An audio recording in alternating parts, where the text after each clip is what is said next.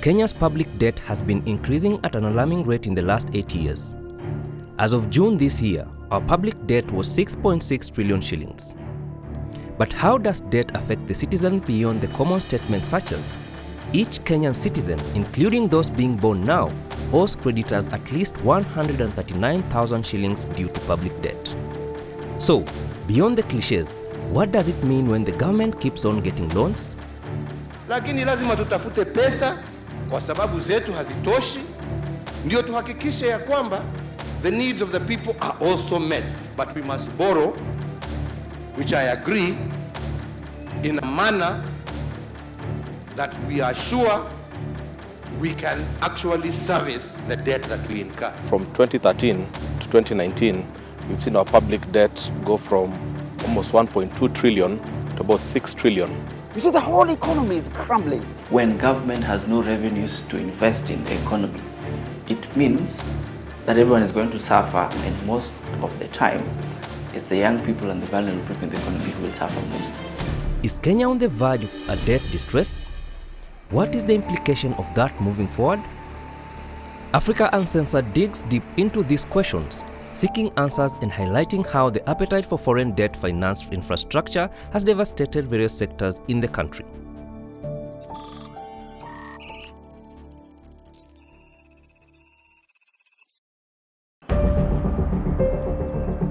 My name is Ken Gishinga. The issue of Kenyan debt has been a long journey.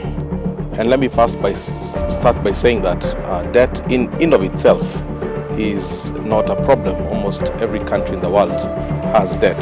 Typically for any government, debt is normally paid through taxes. There are only two ways governments raise revenue. One is through taxes.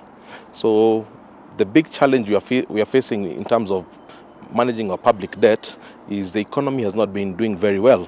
So a lot of businesses are not able to provide the taxes that government needs to be able to service its debt. In 2013, Kenya's debt was 1.8 trillion shillings when Uhuru Kenyatta and William Ruto took over the government from President Kibaki. The debt has tripled to about 6.7 trillion shillings in just 7 years, even surpassing the recommended debt to GDP ratio. The debt to GDP ratio is used to compare what a nation owes with what it produces. It also indicates the ability of the country to pay back its debt. The higher the debt to GDP ratio climbs, the higher the risk of defaulting on the debt. According to Treasury, the debt to GDP ratio is at 65.7%. IMF recommends that the ratios of public debt to GDP should not be higher than 40% for developing countries. Kenya first breached the debt threshold in 2016 when it rose to 50.6% of GDP. But why should this be of concern when some developed nations have surpassed their debt to GDP ratios by triple-digit numbers? Of course we're in debt. So how do we deal with that? By the way, when you talk about our debt, do you know what the debt of the Japanese government is? Or what is Japan's debt? I'm not really concerned about Do you know what the Kenyan debt is? Yes. What is it? As I said. What is it? Right now, some figures at 4.5 trillion shillings. Don't 4.8. talk about, I said, as a percentage of GDP. Talk like an economist. 56% of GDP. Of GDP? Yes. All right? Yes. What is Japan's debt? I'm not in Japan, so I'm not concerned about Japan's Japan. debt Kenya. is over 100% of their GDP. Japan. Okay? All right? Because, my friend, the issue of debt is not about incurring debt. It's about how you use that debt.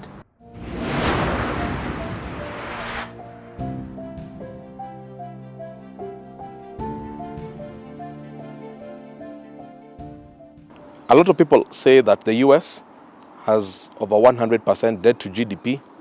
Japan has the highest in the world, 200% GDP. But we forget that these countries, first of all, borrow in their own currency. The US will borrow in dollars, and Japan will borrow in yen. So in the worst case scenario, they can really print their way out of that debt. Out of the 6.7 trillion shillings debt, foreign currency debt is 3.5 trillion shillings, up from 569.1 billion shillings in June 2010. Kenya's largest foreign currency lender is China, which accounts for over 70% of the external bilateral debt with a portfolio of approximately $6.2 billion, which largely come on semi-concessional terms. If it's non-concessional, most probably it's a commercial loan that will come, like some of them we saw coming from China, where you need to pay them in less than 10 years. You'll begin paying the interest within less than 10 years. And that's what many people have been asking questions. So if government invests, say, in a road or invests in a railway line, would you say that within 6 to 10 years, the investment has been plowed back into the economy to the extent that we are able to collect taxes to begin to repay that loan? It's not possible. It does not make economic sense.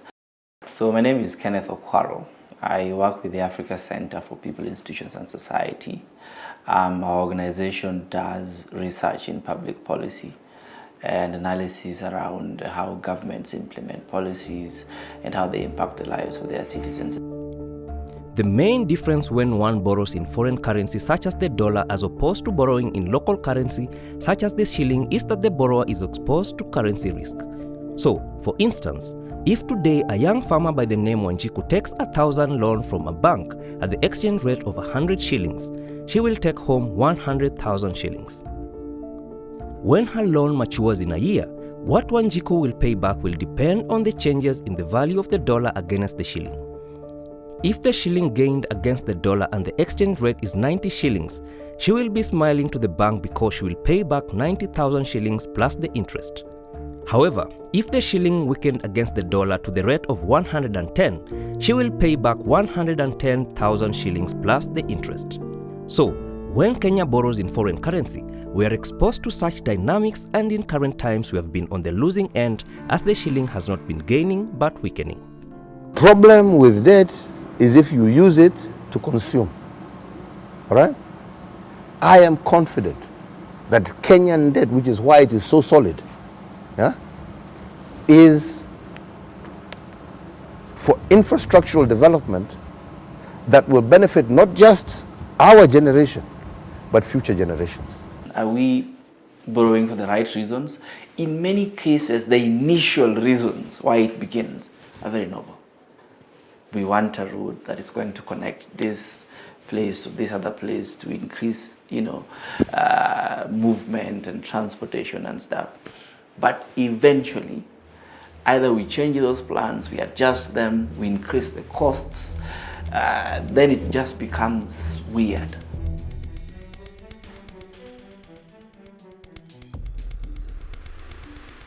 My name is Chang Ping, a freelancer. I'm writing for Deutsche Welle, Germany, and Upper Daily in Hong Kong. China has bigger ambitions and longer-term plans.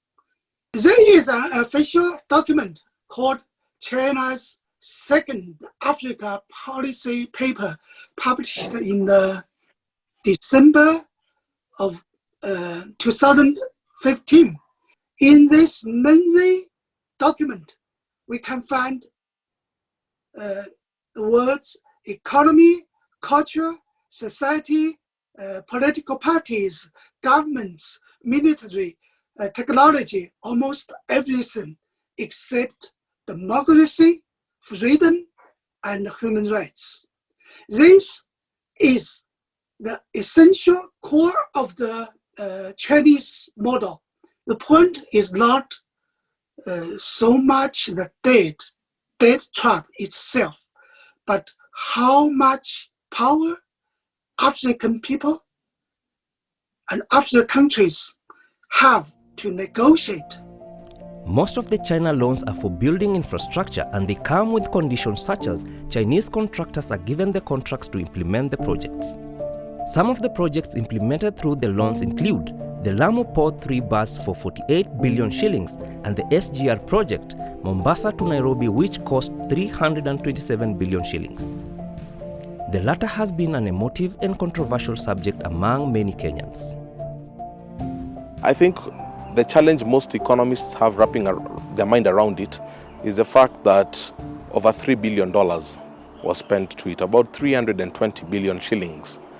When people benchmark with other countries, it becomes very expensive. When you look at Ethiopia, even if the landscape of Ethiopia is different, but generally if you look at SGRs around the world and look at it per kilometer basis, people feel we paid way too much.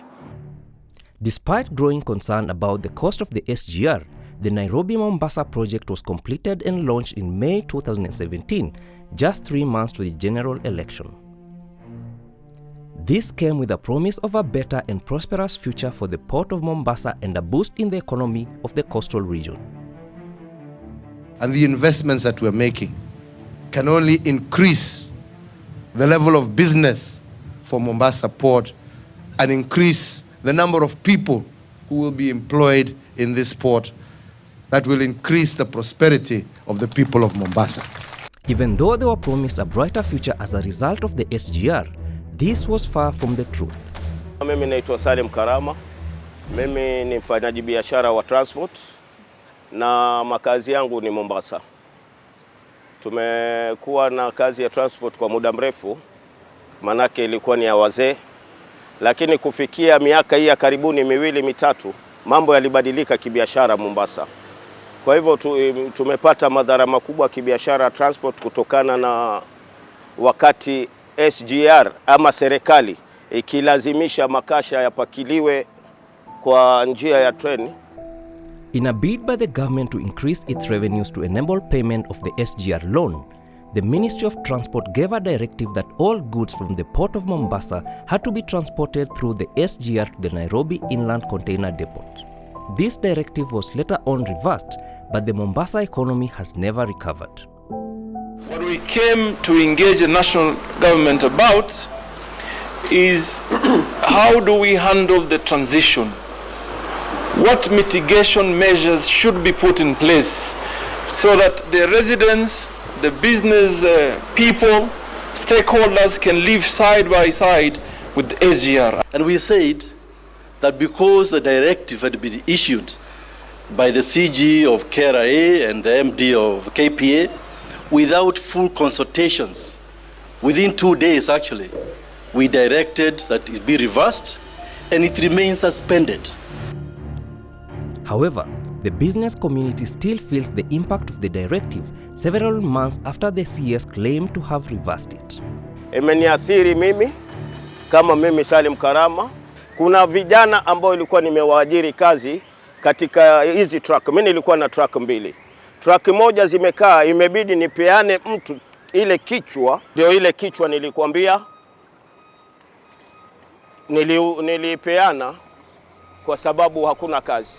Salim laments that he had a thriving business before the introduction of the SGR cargo train, but that is not the case anymore. Mimi sahi kama vile nilivyokuambia, hakuna income yoyote ambayo mimi napata kwa muda wa 1.5 mpaka dakika hii. Hii gari unaona hapa ni yangu. Hii gari ilikuwa na insurance comprehensive, imekufa hapa ndani ya yadi. Kwa hivyo mimi sahi ni mwasirika mkubwa sana katika hali ya kiuchumi, na yote imechangiwa na viongozi wetu ambao wanafanya ubwenyenye ama ule ukoloni mamboleo. My name is Dennis Ombok. I'm the CEO for Kenya Transporters Association. The times are very hard with transporters because actually most of the transporters don't have the job and most of them close shops. You know, if you have a truck, the truck only makes money when the turnaround is high. When the truck's idling, there's no money for that truck. It wears off. So sometimes you may be able to service it and it's not doing anything. So you service with good parts, but then there's no money that it brings. So these trucks, we need them to be on the road. A research conducted by the University of Nairobi School of Business in Mombasa last year revealed that Mombasa's economy will decrease by over 16% and over 8,100 jobs lost as a result of transporting cargo from the port of Mombasa through the SGR. The report goes further on its finding and states, I quote, "In the event the proposal to convey all up-country cargo through the SGR, then the implication to the port city of Mombasa's GDP and employment sustainability will be serious."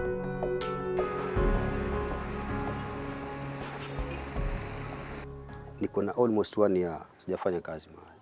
Majina yangu ni Ismail Rashid, truck driver. Hiyo ndio kazi yangu. Naona. ambapo hakuna mtu ambaye atakakae bila kazi, ushaona. Lakini unajikuta huko kazini na si watu ndio umetaka usiwe kazini, ushaona. Changamoto moja ni kama hivyo sasa, kazi pia zimepungua, ushaona. Kwa sababu mwenyewe nasema, sisemi yani siwezi jisifu hata profession, but I can say I'm a profession because nishafanya kazi hata nje. Nishafanya Saudia as a truck driver. Ushaona. Nimezunguka Saudia yote ile. All capital cities kwa tuna. Ushaona. Asa I don't deserve to stay without a job for 1 year, ushaona, as a professional driver. Unaona. Tena in your country. Mpaka sasa hata mimi nilikuwa niondoke niende Kuwait. Rashid had prepared to leave the country in search of opportunities in the Middle East. However, just as soon as his visa came, the corona pandemic hit the world and his plans failed, so his only alternative was to continue looking for jobs locally. Unaenda kwa play mahali tajiri, unakuta kwambia angalia gari hizi zimesimama. Paka inabidi asampigia simu tu kila saa, vipi bosi bado upo? Paka anakuambia wewe hapa bado kijana wangu, lakini angalia kwingine kokote ambako ukipata kwingine wefanya. 1 year sasa siko kazi, paka sasa siko kazi. Na uko na family. Na unajua mahoma hayaulizi ile kugonjeka ile. Mtu kwa mgonjwa haiulizi ati una pesa ndio nikuje hapo nikuletee ugonjwa, nilete homa malaria, unaona. Rashid believes that the SGR cargo train is the genesis of his problems. Ni SGR of course. Yes, kwa sababu there is no time atishendo za kazi mahali tena katika kampuni kama 3 ama 4.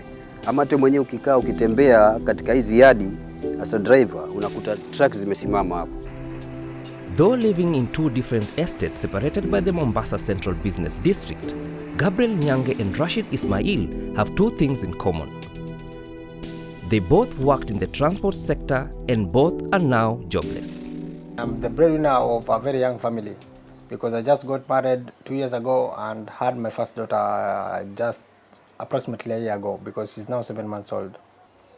Okay, upande wa kazi, watu kama sisi tumeathirika sana. Manake kwa sababu hii SGR ilivyoanza kutoa kazi kutoka Mombasa to Nairobi, imebidi makampuni ama kampuni zetu kwa like me personally nimekuwa affected. Tumekuwa retrenched, tumepewa barua, turudi nyumbani. And unapata mtu kama mimi nilikuwa na loan already na kampuni. So unapata ile miaka yenye nimefanya only few years. Nikianza fanya clearance na wao, still ile pesa yangu inaenda yote kwa loan. I'm just going home with nothing. Gabriel worked in a container freight station, or popularly known as a CFS, which is a warehouse where cargo belonging to various importers and exporters is consolidated before being imported or exported. I remember in my company tulikuwa approximately 341 people. And right now, the company downsized its operation to 41 people. So unapata majority of the people have been negatively affected by the SGR, manake tumeenda manyumbani. Na wengi tulianza pia mabiashara nini ipo, so unapata pia biashara kwa ujumla haziendi. His wife was also employed in the transport sector and just like Gabriel, she too lost her job. Gabriel now drives a taxi and he says it does not generate enough income to sustain his young family. Unajua wakati uko kazi, okay, you are guaranteed like each and every month, kama ni monthly kama ni weekly unalipo each and every month uko na payslip. Payslip mnajipanga wewe na familia yako venye mtaishi according to the size of your payslip. Lakini right now you wanna find you have nothing. You have nothing to bring home. You have nothing left for you. So unapata maisha inakuwa ngumu sana. CFSs have been among the worst hit by the SGR, sending home thousands of their staff. This was occasioned by the reduction in volumes and revenues.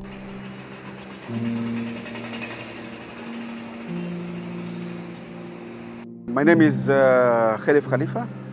I am chair of the board of Muhuri, a human rights organization which is based in Mombasa.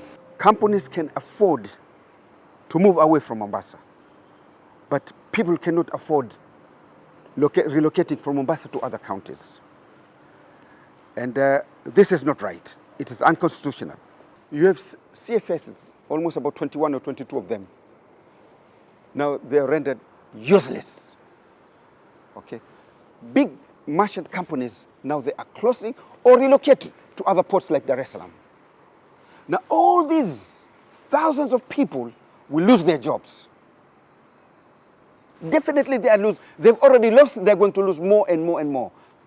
Okay? We don't understand why the government should do such a thing like that. The point there is that businesses that would normally thrive when the tax environment is favorable, it's suddenly not safe or it's not viable. So, how much do truck owners lose when their trucks lie idle in the yards? I'm Douglas Chirchir, Operations Manager, Linear East Africa. We handle both import, export, FCL, LCL shipments. For one movement, one truck can transport 1 40-feet container from Mombasa to Nairobi at around 85,000 Kenyan shillings. And per week, one truck can even go 3 trips per week. Now, we have our trucks which are still lying Shell, Jomvu Meritini for 2 weeks. There is no any movement, so you can calculate. You are losing more than 500,000 per week. Hii ni NTSA. Wameniambia Dear Salim Said, annual inspection sticker for your vehicle have expired. It is an offense to operate a vehicle without a valid inspection sticker. You are required to log into your team's account and book for inspection for immediate effect. Just imagine, mimi sahi gari zangu zimelala. Mimi ndugu yangu, kwanza naweza kukwambia saizi gari yangu haifanyi kazi. Niko na gharama kwanza. Serikali haitaki kujua gari yako ilikuwa imelala, haikulala. Ni lazima nilipe advance tax. Ni lazima niende nifanyie inspection. Every month mimi nachajua 5,000. Itabidi niongee na owner, pengine anionee huruma na anaona kazi hakuna, aniwevie hii charges ya hii yard. Sababu gari sasa ni mwaka mmoja na nusu ama na miezi kadhaa imelala, na si mimi peke yangu. Unlike CFS owners who can retrench, close down shop or move to Nairobi and Naivasha, for truck owners is a catch-22 situation, as remaining with the truck is a costly affair. But then again, selling it at this time cannot fetch more than half its market value. Kwa saa hizi hata nikitaka uza gari, saa hii gari pamoja na trailer ni 3.5, 2.8. Lakini kwa sasa nikitaka kuiuza hata 1.5 mimi sitapata kwa hii gari, kwa sababu hakuna mtu anafanya biashara. Leo ilikuwa gari ukienda kuichukua zile XUK unachukua kichwa kwa 4.5, 5 million. Kwa saa hii ukienda huko gari zimekaa hata zinamea kutu, mtu anakuambia hata 3.5. Hakuna mtu anataka kununua malori. Reasons behind, we are still bewildered why the government should do such a thing. Because taking away services from one county to the other, it means you are depriving the economic condition of that county for the benefit of other county. So there are people going to benefit in Nairobi, while people of Mombasa are deprived of the economy.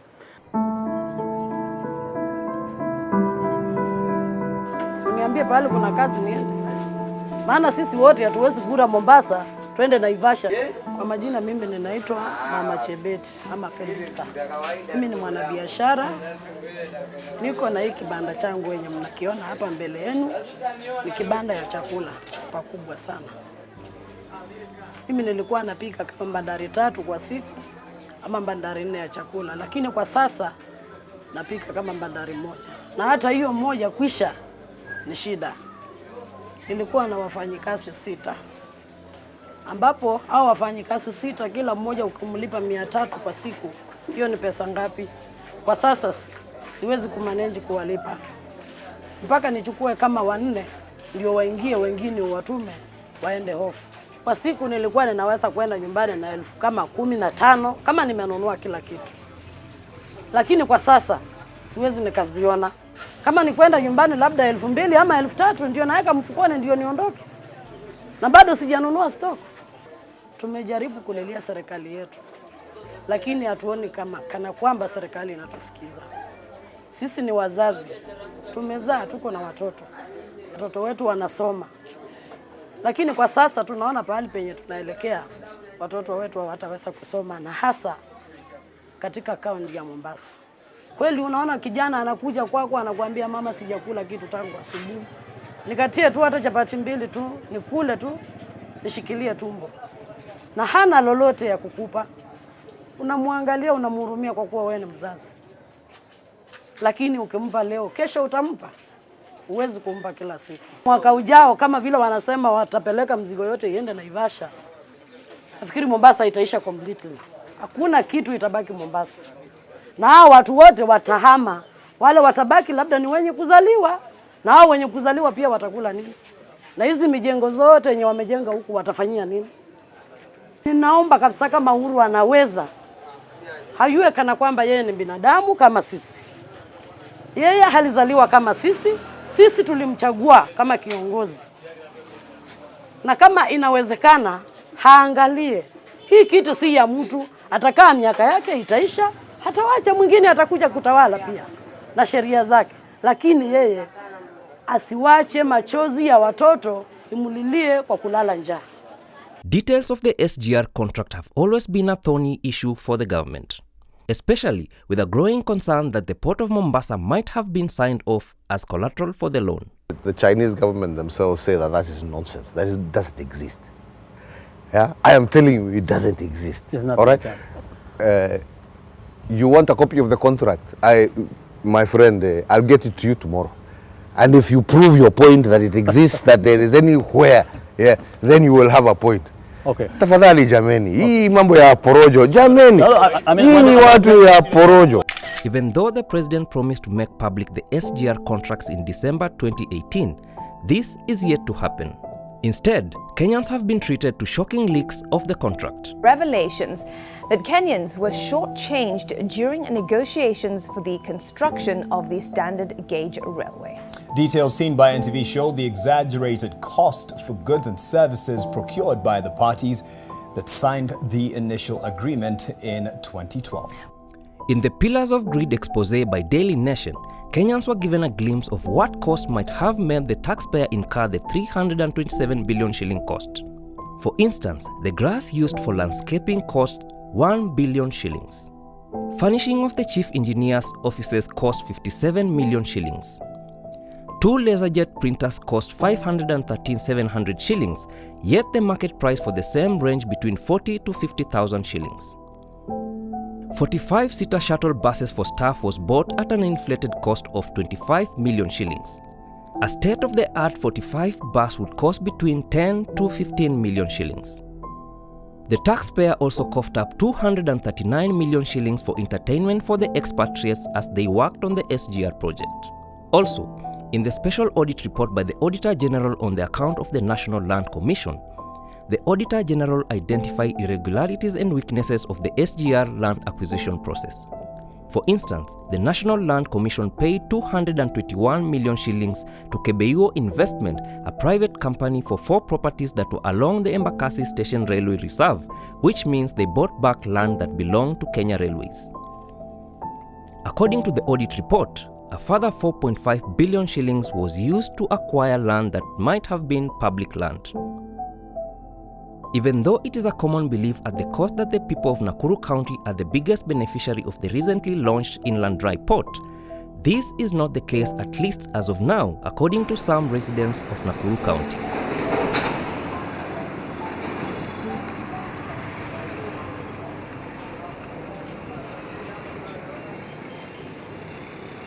My name is Benson Masharia. I'm the chairman of Friends of Devolution within Nakuru County. We had a lot of expectation when it comes to the dry port, because when we heard that they are coming to Nakuru, we knew that we are talking about job creation. The dusty town of Mai Mahiu was to be transformed to be a major hub for the business within Nakuru County. We knew that other adjacent infrastructure like the hospitality industry, we look at the infrastructure in terms of housing, we look at in terms of the whole issue, in terms of businesses that accompany the dry port that we see in Mombasa, they were to come to Nakuru. But to a large extent, things have not been the way we expected. However, the business community differs from Benson, as explained by the Chamber of Commerce Nakuru Chapter Chair Stephen Thuo Njuguna. We welcome the dry port. The coming of the dry port, many think As our president said, it's a project from nowhere to nowhere. But we as Chamber and the business community around here, we started seeing some many benefits. One, it has given appreciation in land. The areas around the port, like they were saying nowhere, used to go at a very low price. An acre could go to 300,000. But right now, and just a start, an acre is going for 2 to 3 million shillings. So already the landowners there have seen the difference in appreciation of their land, and it is still going up. Njuguna admits that the benefits are yet to trickle down to the larger community. But he is optimistic. We take it as a source of employment, because in all those godowns going to be built there, in all the activities between the port and the industrial park, labor is needed. So locals stands a chance to benefit from employment. So, what happens to the people of coastal counties who depended on the port for their livelihoods? I wish them the best, but they can expand. They have another port, the Lamu port that is coming up on the northern corridor. They'll still have their share. We cannot kill one economy and come and improve economy of a different area. Yes, we come from Nakuru, but our idea is not that we kill the Mombasa economy and then we come and uplift Nakuru's economy. By the way, today, leo hii tukiongea, yeah, 2018, ile tulikuwa tumekubaliana na wale ambao ni wa China ambao walitupatia hii mkopo, tulikuwa tuwe tunasafirisha 6 trains kati ya Mombasa na Nairobi. Leo hii, my friend, tumefika kiwango ya 2020 where we are moving approximately 11 to 12 trains every day. My friends, we are ahead of our payment schedule. However, even as the president boasted of Kenya being ahead in the repayment schedule, it has been revealed that since its launch in 2017, the SGR has posted a combined operating loss of 21.68 billion shillings. This operation loss has caused the Kenya Railway Company to default an estimated 40 billion shillings payout to China's Africa Star Railway Operation Company, which runs both passenger and cargo services on the SGR. Back in Mombasa, for Rashid and Gabriel, life has been a roller coaster of hard days and tough times since the day they lost their respective jobs. Mimi bwana naweza sema najimudu through donors bwana. Friends. Kwa sababu as a driver I have many friends. You see? Kuna wale ambao wamebahatika bado kazini, labda wanaenda ile wanapanda, anajua huyu driver mwenzangu hayuko vizuri, hivyo una survive. Imagine na kusurvive huko, sio ati every day utakuwa unakisha unakunywa chai. Ni kusurvive tu, ni kusurvive. Ukipata kitu yote unafanya, like right now nimefuatana na ndugu zangu wengine, vijana wenzangu, tunaendesha magari huko, tuko na gari za car hires, hivyo tunazunguka tu tukitafuta clients, tukiendesha, tukipata riziki. Lakini sasa unapata pesa kama ile unapata tu ni pesa ya kukula. There's nothing that you can do with that money because you don't get any extra shillings out of that. Earlier this year, several residents of Mombasa started weekly protests over the issue of the SGR. The protests would often turn ugly as the police lobbed tear gas canisters to disperse the protesters and engage them in running battles for hours, culminating in arrest of several protesters.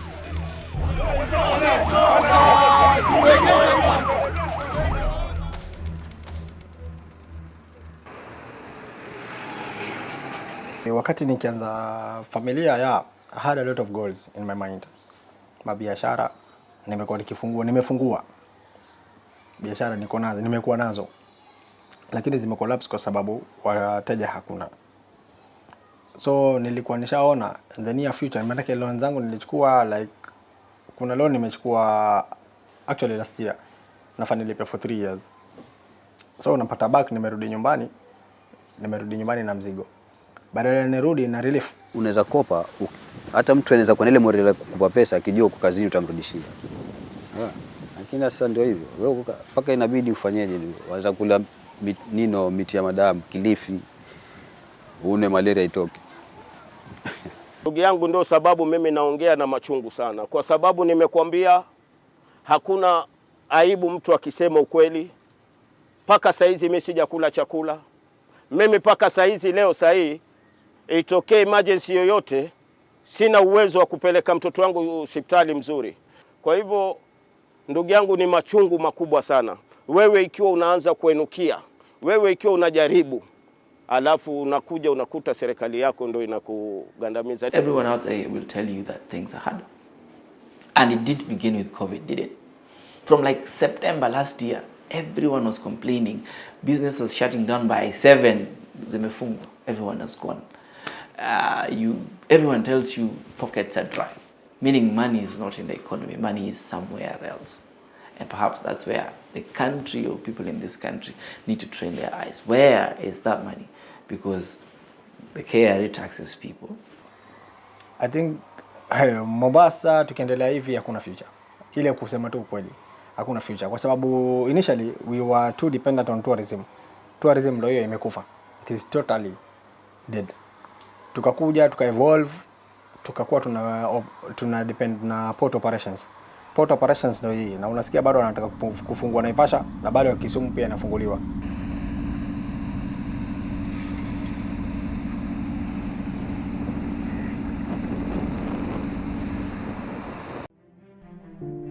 The cost of the SGR has been a controversial issue for long, but are we getting value for the money that we injected in the project? This rail does not pay. Pay and take, it doesn't. So it takes a lot of money from taxpayers' money. Those money should have gone to the education, should go to the medical, hospitals, okay, clean water, good roads. Now they have taken away from Wananchi and give it to the Chinese. And this is not right. We Chinese have a term for this, which we call overload clause. Overload clause. It means unfair contracts. It is the bullying of the weak by the powerful. They want to control more. The China loan has not only negatively impacted the coastal economy, but has had an impact on the entire Kenyan economy. Even though the government reports GDP growth, the common mwananchi is not feeling the growth, and businesses have suffered as a result of tough economic times occasioned by heavy taxes. Because the tax rate is high. And why is the tax rate high? Because government is looking for alternative sources of revenue. Why? Because what we normally collected, we have taken a third of it, 900 billion, to external sources where we got debt. The problem with the debt is that it did not do what it was supposed to do. Some of these taxes that affect the common mwananchi directly include introduction of 8% VAT on petroleum products, increased excise tax on cash transfer from 12% to 20%, and that of calls and data from 10% to 15%, increased capital gains tax from 5% to 12.5% for betting and gaming winners. A 3% monthly turnover tax was introduced this year, targeting small-scale businesses like mama mbogas, kiosks, and salons. This new tax was highly contested since the tax was charged on total generated revenue, irrespective of whether they made a profit or loss. This meant for every 1,000 shillings they generated as revenue, they had to pay 30 shillings to the taxman at the end of the month. Luckily, the small-scale businesses are now exempted through the tax relief bill introduced in April to cushion them from the impact of the coronavirus pandemic.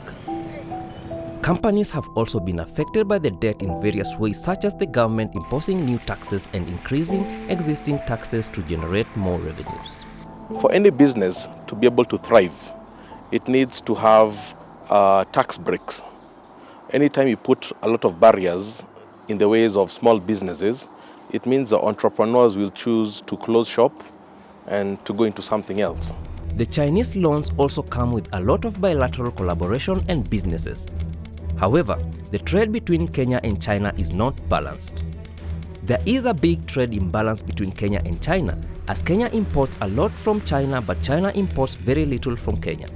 Chinese imports have more than doubled over the last 5 years, growing from 167.2 billion shillings in 2012 to 390 billion shillings in 2017. As a result, Chinese goods accounted for 22.6% of all Kenya's import in 2017. Kenya's export to China was 5.3 billion shillings in 2012, and it grew to 10 billion shillings in 2016, but declined to 9.9 billion shillings in 2017. The trade imbalance is also caused by the importation of goods that can be manufactured and produced in Kenya, such as ginger, fish, and cement. The importation of such goods is a direct competition with local industries. When government takes loans, let's say you take a loan from China or from another big country, those loans usually have got terms. Some of them nobody even talks about. So you remember last year when we were talking about some fish story, where fish was coming from China and people were saying that we also are fishing, and why are you allowing fish? You're going to affect our, our businesses. But the government was insistent on allowing that fish to come in. I think maybe it's still coming in. The reason is that there have been those conditions behind it that make the government want to allow that to go on.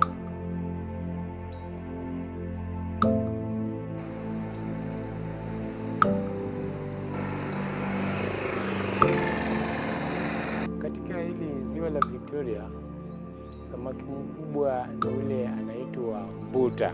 Titus Mulwa has been fishing in Lake Victoria for the past 20 years. The past 3 years have changed the fishing dynamics in Lake Victoria. Kuwa kwamba upande wa kwanza ni kwamba vile soko ya samaki pia ilikuja ikaingiliwa na soko na samaki kutoka nchi zingine zikaingia katika soko letu. Sasa mvuvi hajakuwa na maisha mazuri kwa sababu ile kidogo anapata hapati bei nzuri. Unaona, sasa hiyo ndio shida kubwa ambayo pia iko katika hili eneo. Sasa kama mimi binafsi, unajua kama nimeshika samaki wangu, nilikuwa najua nikifika pale nje nikuuziwa kina mama nitapata pesa nzuri ya kuweza kuniwezesha kupata kopo langu la uji, peleka mtoto shuleni kusoma, kupanga kulipa nyumba, rent na shughuli zingine za kibinadamu. Lakini sasa kuna samaki ambao wanasemekana wanatoka katika nchi ya China. Samaki hawa wameathiri pakubwa soko la samaki mjini Kisumu. Manake Kisumu imekuwa kama ni soko kubwa la samaki kutoka nchi ya China. So hiyo samaki imetuweka mahali pabaya. Juu saa hii kitambo tulikuwa tunapata samaki ingine ukienda kuuza huko unaweza uza 600 700 kwa samaki moja. But saa hii hata ukienda kwa wamama wanalia bei. Once cheap fish from China flooded the market, local fishermen started making losses as they could not match up the prices offered for imported fish. Kama kitambo tulikuwa tunapata hata kama pieces 10. Tukipata pieces 10 unaweza uza hata 3,500, 4,000. But saa hii samaki moja yenye tulikuwa tunauza 650, saa hii wanachukua na 300. Ikiwa umefinya sana ni 350. So ndio maana sasa tunalia hiyo samaki imetuharibia biashara. Some fishmongers have also devised a technique to deceive unsuspecting buyers that the fish they are buying is fresh from the lake by placing the imported fish right on the shores of Lake Victoria. Hao ni majenti sababu wanafanya alfajiri, wametoa kwa container na zinakuja kwa sababu wanajua watu wanapenda samaki kutoka hapa. Sasa wao wakija utadhania ametoka nayo hapa na kumbe agenti wake alishaenda amechukua amebeba kwa gunia ikuwa katika barafu. Sasa anaiweka kwa maji ile barafu yeyuke. Sasa ukiona bila kujua kama wewe si mwenyeji utanunua moja kwa moja kwa kuamini kwamba imetoka ziwani. Lakini ikiwa wewe ni mwenyeji utaangalia gills. Ukiona gills zake zikiwa nyekundu ama zikionekana ziko na uhai unajua hiyo imetoka hapa ziwani. Lakini ukiona zikiwa pale ama ikionekana haina damu ndani, hiyo basi si ya kutoka ziwa la Victoria.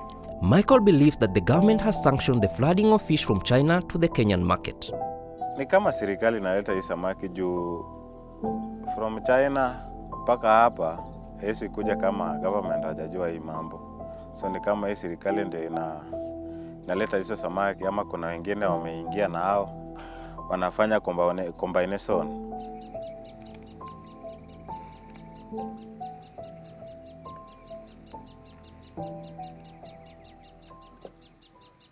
Ikiendelea hivi tutaona kama tutafanya kwa lake juu sasa hiyo ita affect.